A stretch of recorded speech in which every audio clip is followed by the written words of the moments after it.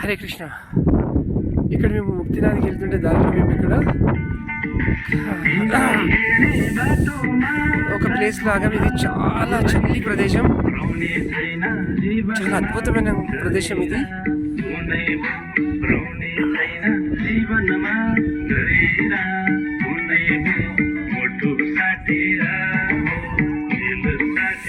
ఇక్కడ ఒక selfie park అని కట్టారు, ఇక్కడ చాలా బాగుంది.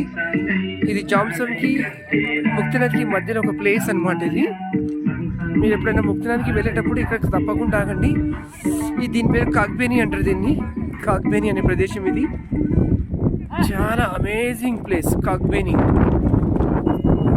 ఇక్కడ మనకి సెల్ఫీ పాయింట్ అని పెట్టారనమాట ఇక్కడ.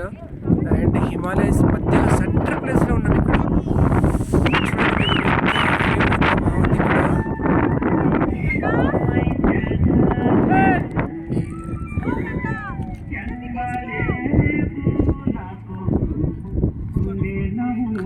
కాగ్బేని ప్రదేశం జస్ట్ ఇక్కడి నుంచి మనకి ఇంకొక 15 నిమిషాలు మనం డ్రైవ్ చేస్తే ముక్తినాథ్ చేరుకుంటాం. ఇక్కడి నుంచి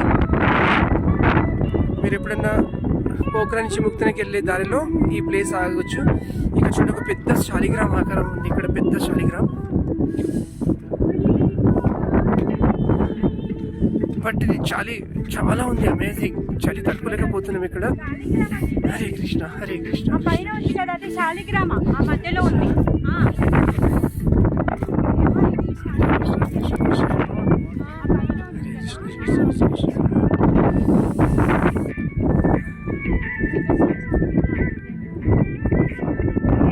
హరే కృష్ణ హరే కృష్ణ హరే కృష్ణ కృష్ణ కృష్ణ హరే హరే, హరే రామ రామ రామ హరే హరే.